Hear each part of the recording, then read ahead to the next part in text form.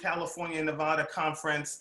I come to you as your conference lay leader, Micheal Pope, on what is a day that is celebrated by many African Americans, brown people, and all people throughout the United States and the world. And that is June 19th, Juneteenth.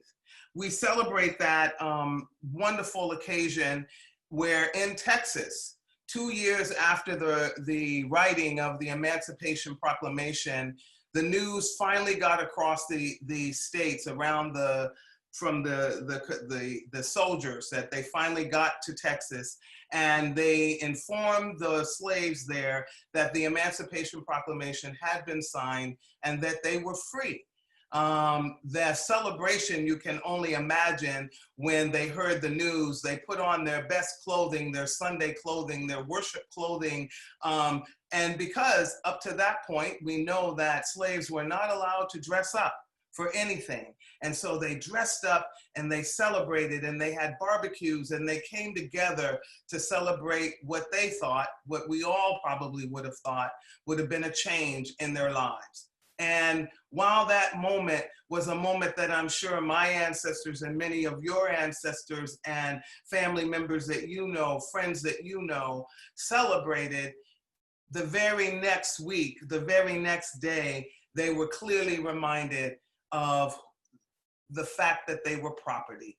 And by that, that means that people said, yes, you're free, but the laws that maintain you, my ownership over you, are still in place.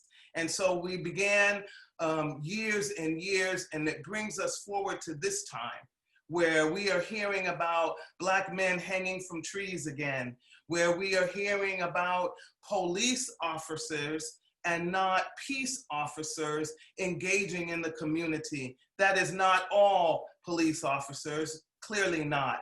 But we lift up those officers today that are really creating this abyss between the communities that they serve and their intentionality.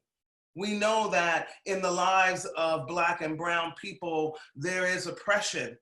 But how do we have this conversation? How do we have this conversation when our allies are afraid of the words white privilege or white fragility? Yeah, I just heard that there was a mega pastor who said, you know, let's not call it that, let's call it white blessings. Wow, how could he possibly think that that was better for the people who are oppressed by white privilege? And so I've been a part of many, many conversations throughout the conference where we have begun the dialogue, and not begun the dialogue to point finger, to be angry, but to show the emotion and to share the story of how my existence and many other brown brothers and Black brothers and sisters and immigrants in the conference, our stories of how we come and have to assimilate and how we're not accepted even when we do. So I'm coming to you as your conference lay leader on June 19th to say, take a moment and have this conversation with your families, your colleagues, people that are in your inner circle, your social bubble.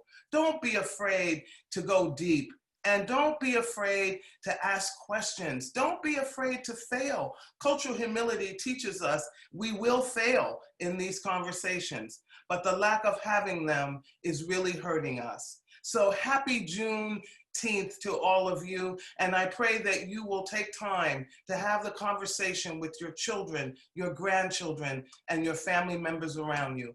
God bless you, and may peace be among us soon, very soon. Amen.